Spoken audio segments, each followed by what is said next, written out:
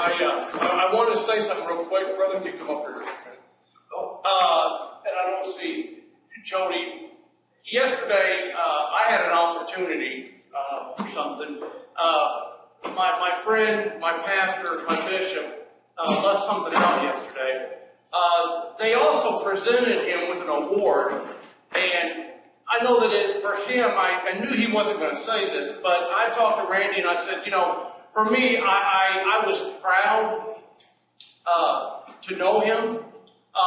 And it goes back in here. Jody's a minister, Randy's a minister, I'm a minister, and I know that in all three of our lives, he's had an impact. And I wouldn't be here today, I wouldn't be doing the things I'm doing today if it wasn't for him. We've had talks. I have called him to complain, to vent, to complain, and to complain. And he's always listened. And sometimes I don't need to have something fixed, I just need people to listen. And so that I know of, this has never been done before.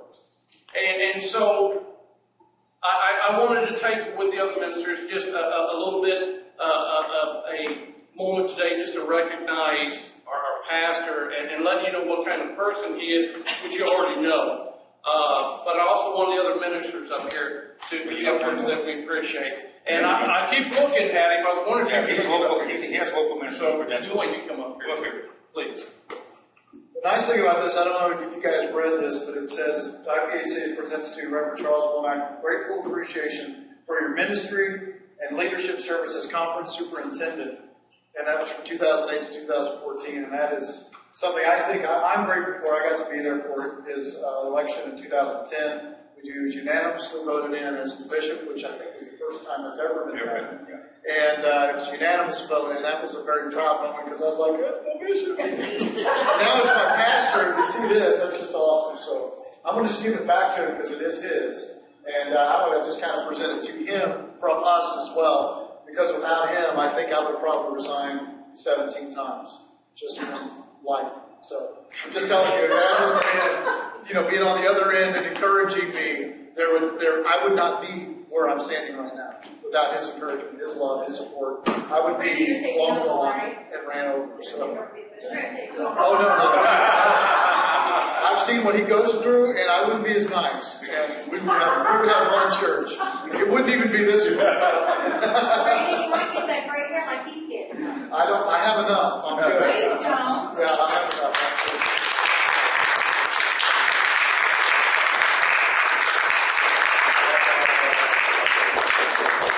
I've got something to add. I'm going to say this since you're talking too often. I'm not big into titles, bishop, and reverend, pastor, and archduke, means nothing. Whatever it may be. But I will say this, as far as a man of integrity, I don't care what kind of title you give me. There is no title for integrity. You call a person a bishop, they can be just the opposite. But when it comes to integrity, the man really does care about people. I don't know nearly as well as he does. But I will say this. It takes an awful lot to melt a hard heart. And I've got a pretty difficult heart at times about religion, Christianity, people, life. This man, regardless of this award or any other awards, for him to be able to do that, to touch lives the way he does. Because, this is probably very incredible, and amazing, and awesome. But when you stand before God, stuff like that can melt away if your heart isn't right, get moved for the right reasons. And I believe in my heart, everything that comes out of his mouth is Holy Ghost inspired, and it's because he loves people. If I were ever to become anything in God's eyes, I'd want to have that kind of integrity, that kind of walk. So that's it. Amen. I agree. I've known Pastor for a while, and I have learned. I studied his words when he's talking. I've seen him at other churches. They might have an attitude He hears them out. He can take them because he's there, because he's been there.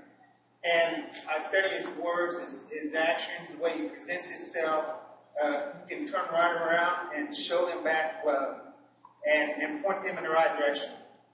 And it always, he's done me that way lots of times.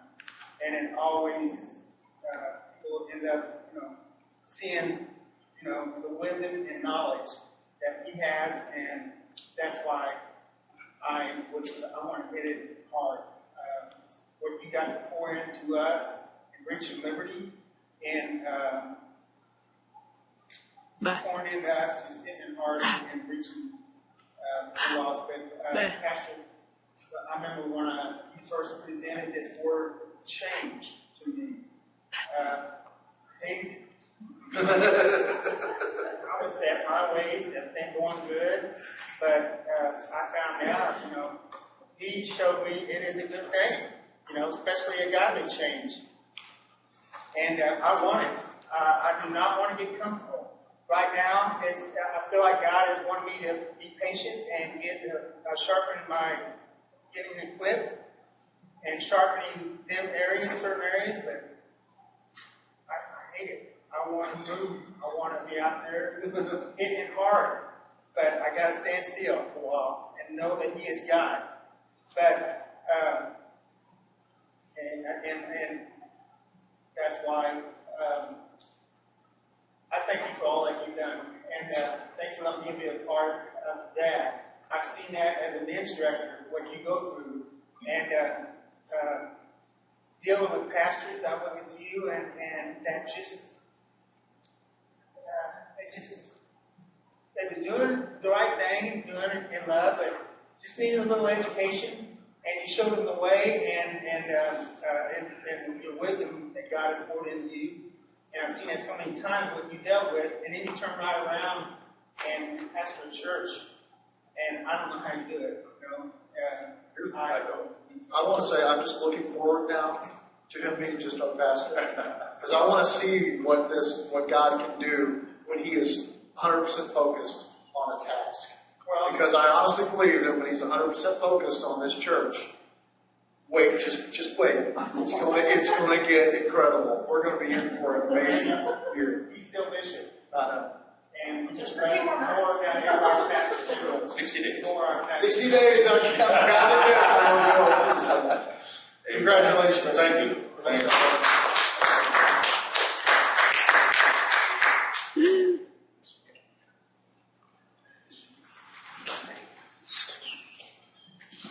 Oh my, and now I'm going to have to preach.